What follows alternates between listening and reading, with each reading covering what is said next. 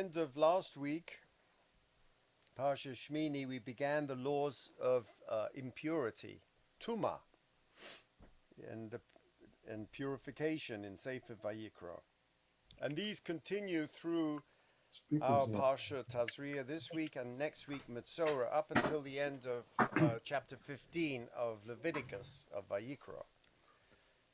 But the cause of Tuma in the chapter 11 that we read yesterday is different from the following chapters. The former deals with impurity arising from a person's contact with death, with a carcass of an impure animal, from an outside source. While starting from chapter 12, the Torah addresses those forms of impurity that arise from internal to the body. And those are in chapter 12, the Yoledet, that is, those impurities that come from a woman following childbirth. And then impurity of the Metzora, the leper, in chapter 13 and 14. And in chapter 15, the impurity of the Zav, a man who has had a seminal emission, or a menstrual woman called a Zava. These are now in our parsha impurities not dealing from external sources, but from internal sources. And I want to focus today, and we'll start with the Pasuk. And this is a woman who has given birth. And if I can share my screen, you can see that a woman who gives birth has to wait. She becomes tameh for 8 days, or depending on whether it's a boy or a girl. And then it says, Uva bilot yemei tahara leven or levat. Either way, whether she waits double the amount of time for a woman, for a girl versus a boy. Tavi keves ben shnata le'ola uben yona oto lechatas. It's unique that she brings two offerings. She has to bring an ola and a chatas. And look at the sequence. First the ola, then a chatas. Now, ve'im lo timsa yada deva, she can't afford the chatas, because the chatas has to be an animal. Then she can still bring two doves, or a dove bird, a turtle dove, or a pigeon. Okay, so we have a problem here. A, it's unique that she doesn't have to bring a full korban chatas if she can't afford it. That's unique. And what else is unique is that she brings two korbanos. What's that about? So we have to go to Rashi. And Rashi introduces us to something very interesting. And Rashi says,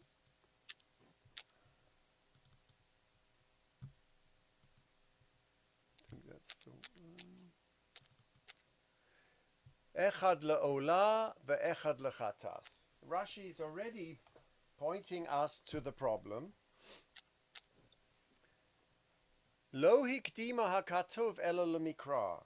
He makes this very radical statement that the scripture put the ola offering first, because it says ola and then chatas,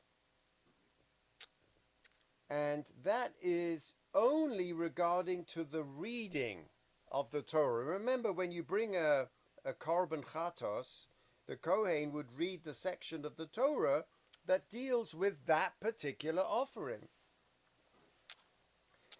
before they would bring the korban. And in this case, according to Rashi, they would read the section of the ola before the section of the sin offering, even though, according to the Gemara and Halacha, the sin offering is always brought first.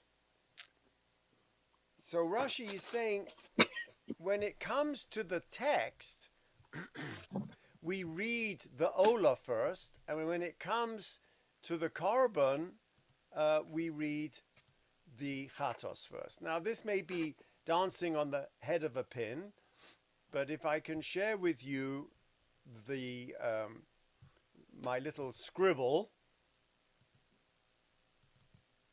and you can see that the text here, when you're reading the text, the Kohen reads the Ola first, then the Chatos. When it comes to the Korban, you bring the Chatos first and then the Ola. So let's compare and contrast what's really going on here.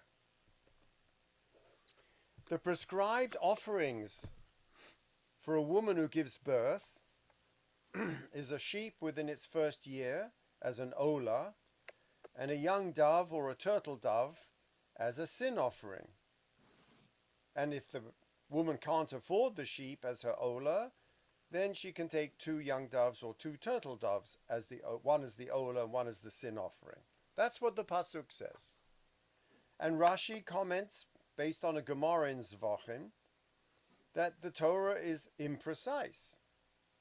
And if we look at the Gemara in Zvachim, we will see that the Gemara says exactly what the halacha should be, and that is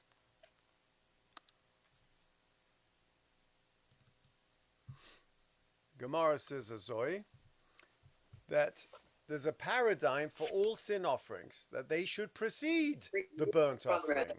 The chatos must precede the olah that comes with them. And in the case of a bird sin offering, the sin offering and the burnt offering, whether the case of an animal or a sin, there's a precedence of one over the other. That is what the Gemara says.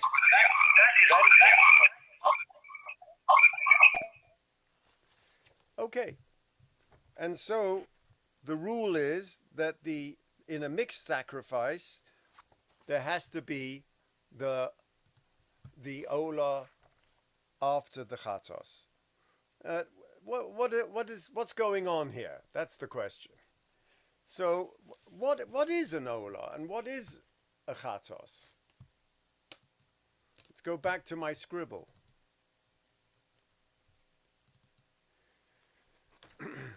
So the chatos is a sin offering. It means it's an apology. So by saying you first have to make the chatos, you have to sur meira, you have to apologize, you have to appease. You bring a chatos as an offering, saying, listen, I did something wrong, and here is my korban. What is the olah? The olah is a present to restore the relationship.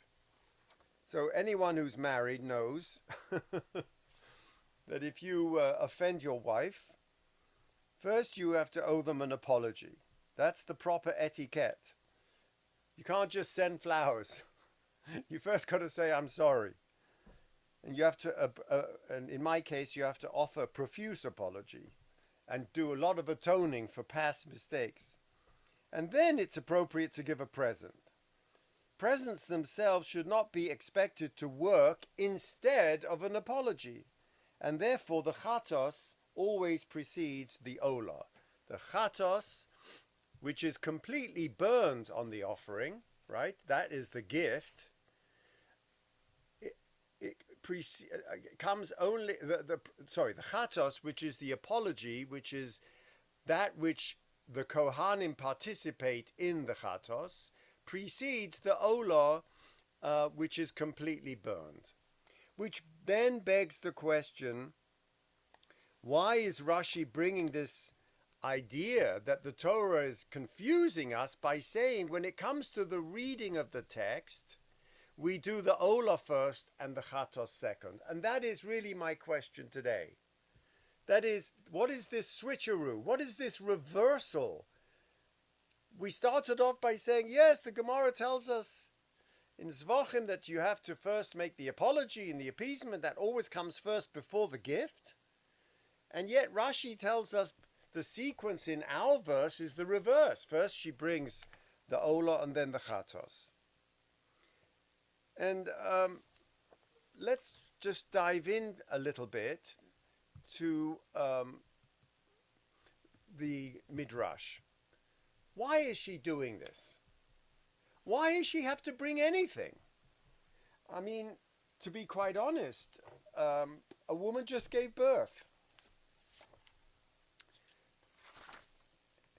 The most wondrous miracle in the course of life is the appearance of life, the birth of a child. And when a child is born, it's greeted with simcha and happiness, because every child is the highest expression of joy, joyous creativity. And so the act of childbirth, the most significant creative act in human life, and that which is created in the image of God, means that just as God is creative, so does man have the capacity to create. And therefore it's perplexing to note this remarkable, unique law that a woman who gives birth is considered in a state of tumah, inside her, tumah, ritual impurity, for a specific time after childbirth. And if creative act is a creating act imitating God, then why should the act of childbirth, the most creative, natural act of which a human being is capable of, bring with it the side effect of being in tumah? Now, clearly, something darker is going on. Something darker is going on. And so I must share this Midrash. And the Midrash says as follows.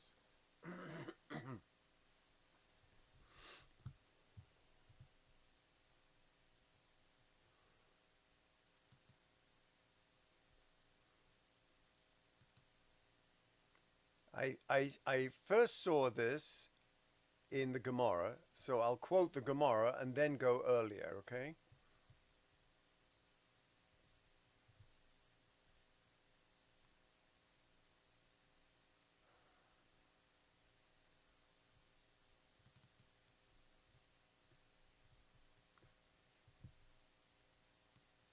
The first thing we learn in the Gemara is when Abraham says to the Ribono Shel Olam, there's a Gemara in Megillah, Bamei Eda, how will I know that that your promises are going to be true? So he says, well, let's make a Brit. Omar Lafonov, Ribono Shel Olam. Okay, Tinach Bezman Shebeis HaMikdash Kaim. So that's all very good. You're telling me we can bring korbanos, we can be a chatos, and we can be an ola, as long as the Beis HaMikdash is around. Bizman she'ein Beis HaMikdash kaim ma tehei alem. What would be with my children who seek penance after erring from the path of righteousness? What should we do after the Beis HaMikdash is kaim? Omar lahem. So he said to Abraham, Kavar tikanti lahem sede korbanos. Oh, I already wrote in the Torah a text that is the order of the korbanot, meant for the temple. But it's in the text, and the Torah survives the temple. Aha! Kol zaman shekorin bohen, as long as they continue to read it, to read the text. Male anik alehem keilu makrivin lifnai korban.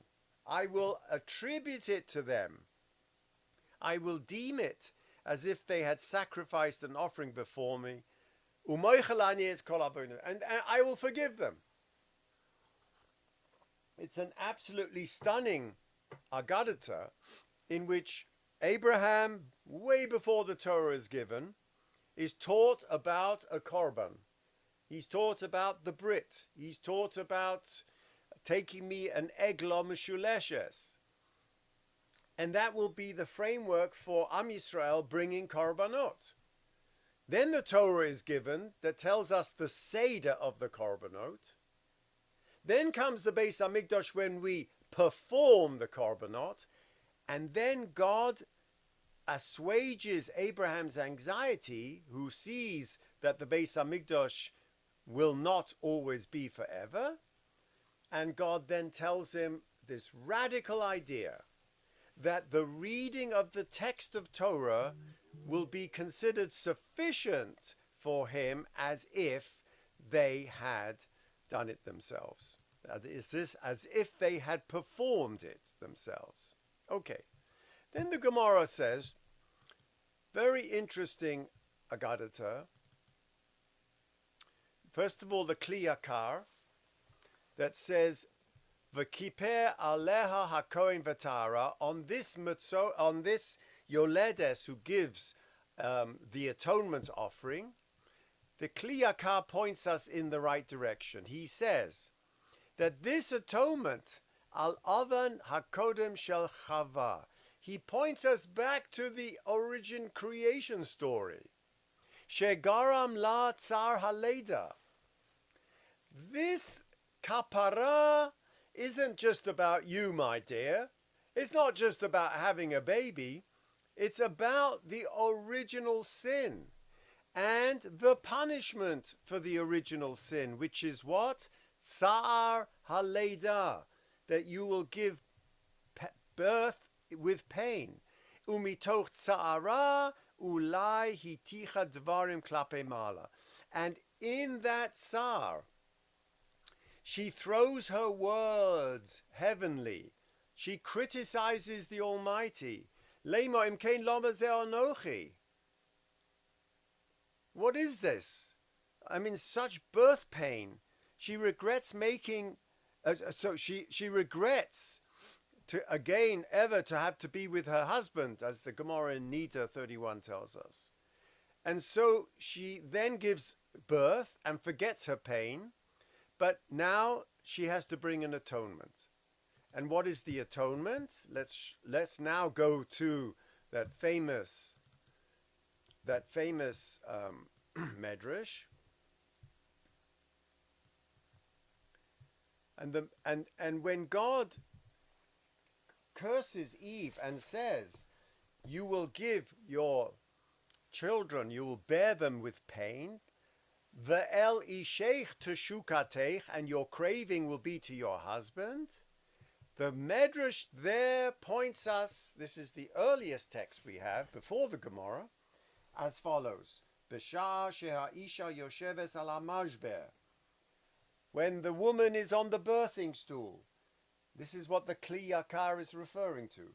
He omeret od eini niskeket labali me'ato. I am never going to have relations with my husband again. It's not worth it.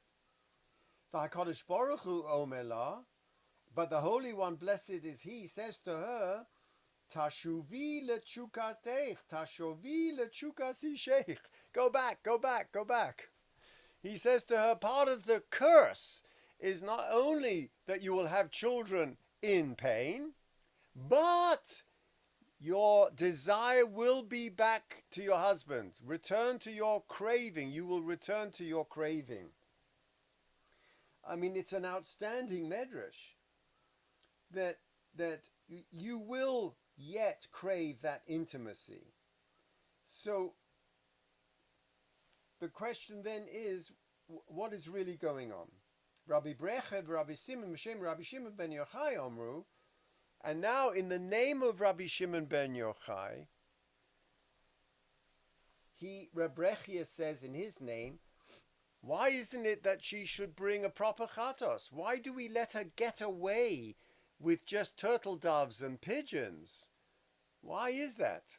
And so Rabbi Shimon bar Yochai said, Lefi she'rifrafra beliba, because she rifrafa beliba, she kind of muttered and fluttered and murmured in her heart only.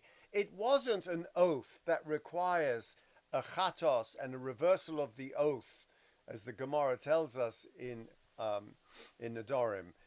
It doesn't require a full expiation because it was just in the heart. We don't legislate what's going in your heart. It has to be an action, has to be a speech action. And therefore, Rabbi Shimon Bar Yochai says, Leficha tovi korban merufrof. He puns on the word rifrafah. Rifrafah meaning she wavered, she fluttered in her heart. So we can bring a korban merufrof, a waving offering, which is what? Oh, the 2 turtle doves and the 2 yonas. That is, she doesn't bring a sheep or a goat, normally brought by one who violates a vow not to have relations or not to do anything for that matter.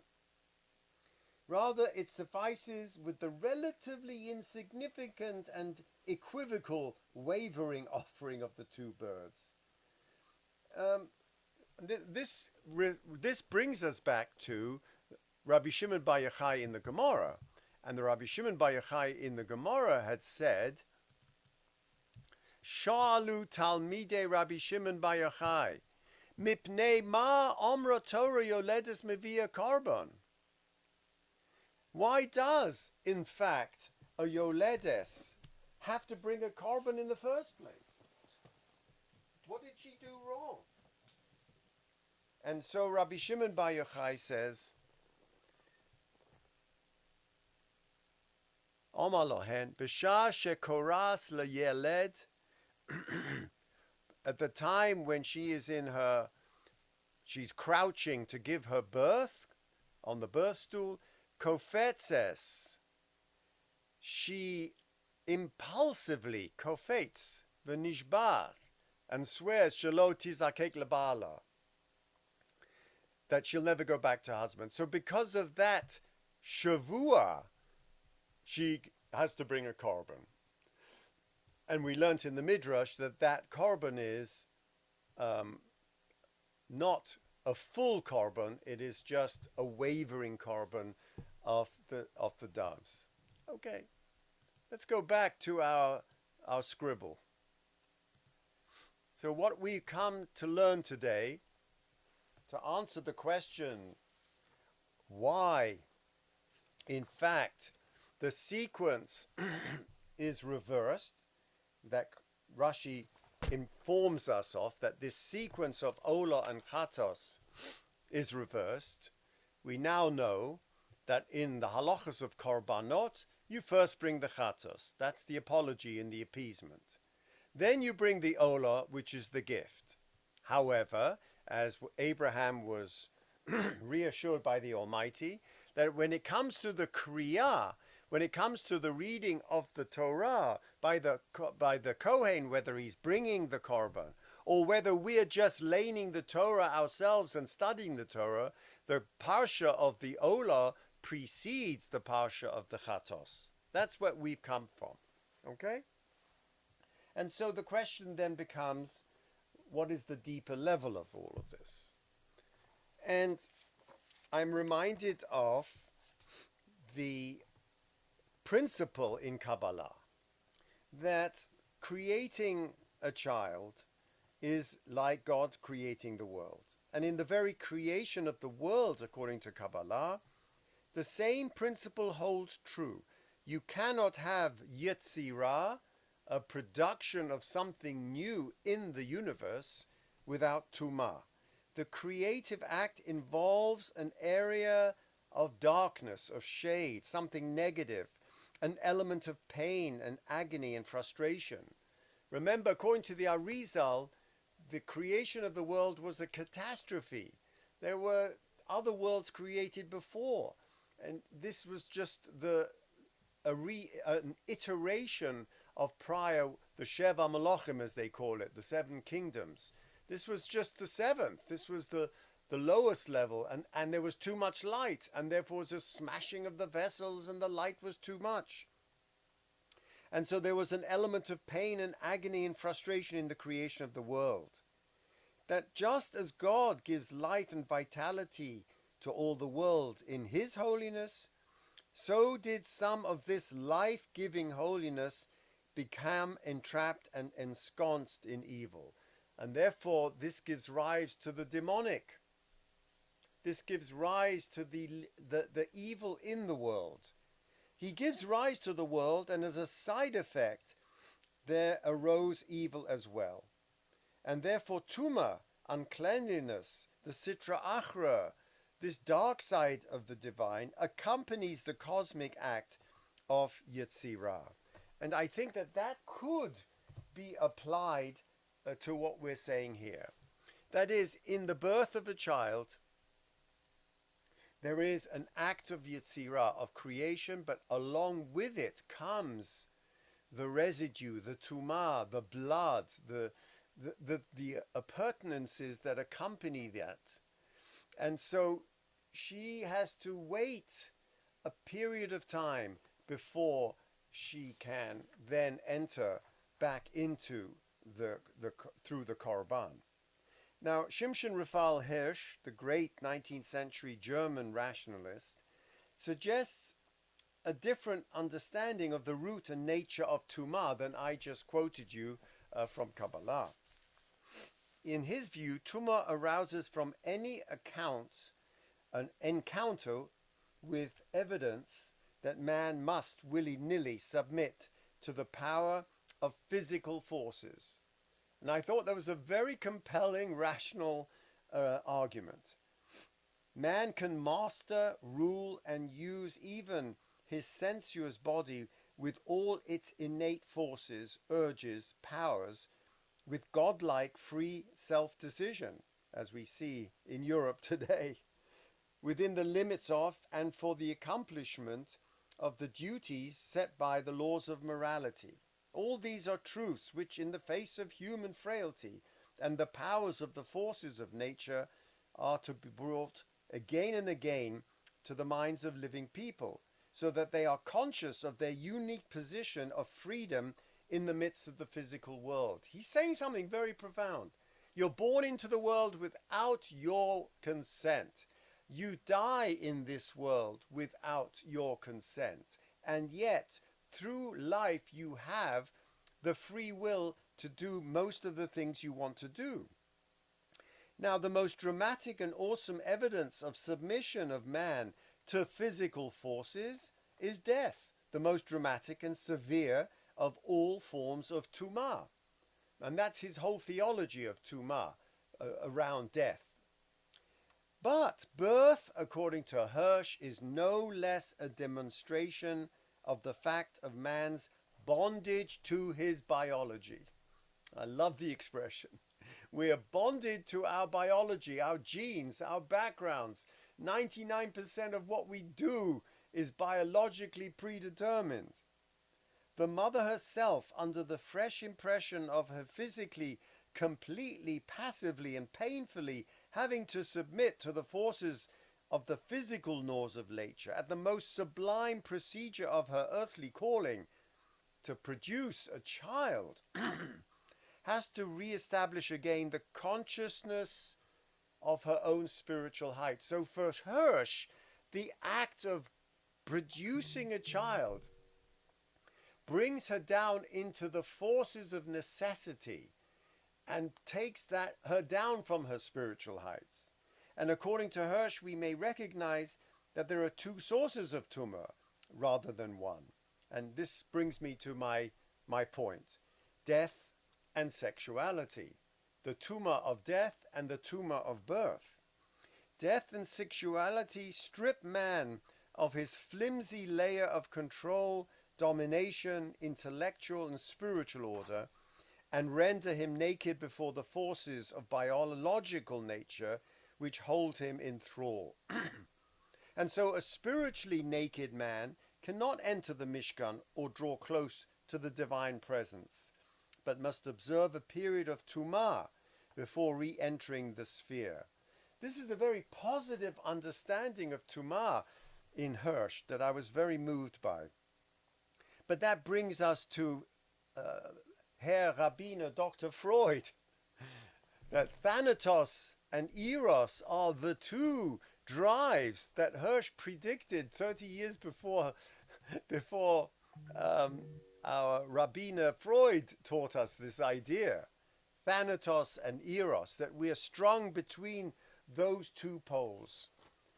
And they, in fact, in French, they call the act of sexuality le petit mort, that little death, that there is that moment of loss of self-awareness in the act of lovemaking that's similar to the act of dying, or misas neshika, as we call those who died, like Reb Chaim Kanievsky a week ago, those who died b'misas neshika, with the kiss of death. There is an erotic quality to both life and death, birth and death. Which brings me to my darker side and the way I see my little scribbled note today. That the reversal that Rashi is pointing to us, and I always tell you this story, that Rashi actually is seeing Richard the Lionheart walking past him, killing Jews on his way through Europe to conquer the infidel and to get back the temple for Christ. And Rashi is seeing that before his eyes. And he's trying to make sense of this in his interpretation of Torah. And he is telling us something very profound, if I may read him as against the grain. Rashi is actually telling us that that when we are reading the Parsha of the Metzorah, and we are trying to make sense of it, and we're trying to suggest that that the sequence is wrong, and he is actually saying the following. He is saying,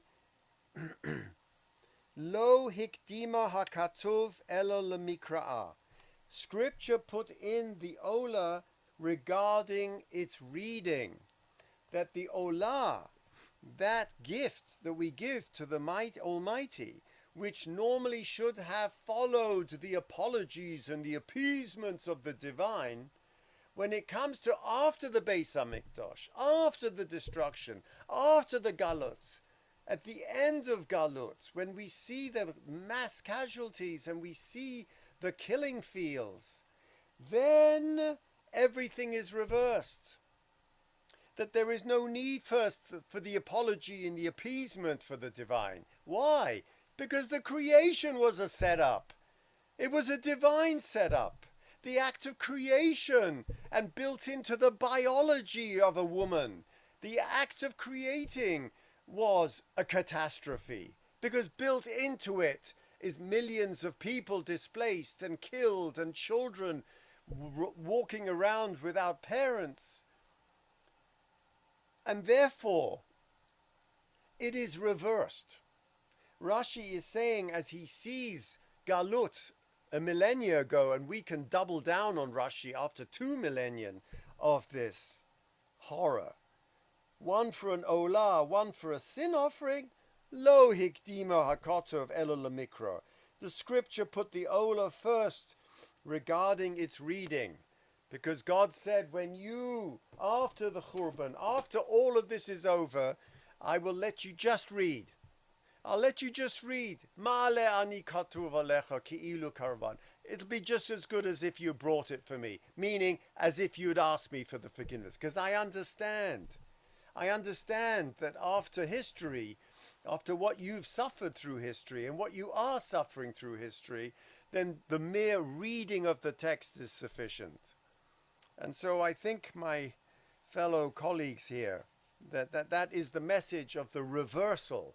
Sometimes we need to reverse course. We have to try and make sense theologically of what's going on. If we're going to engage the divine, we have to hold truth to power, even if the power is divine.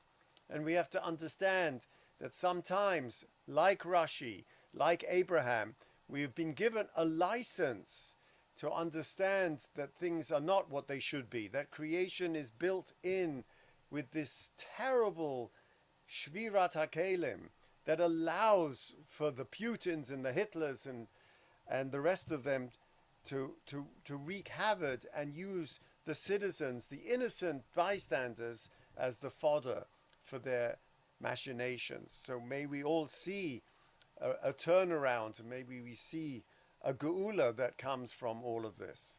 Thank you.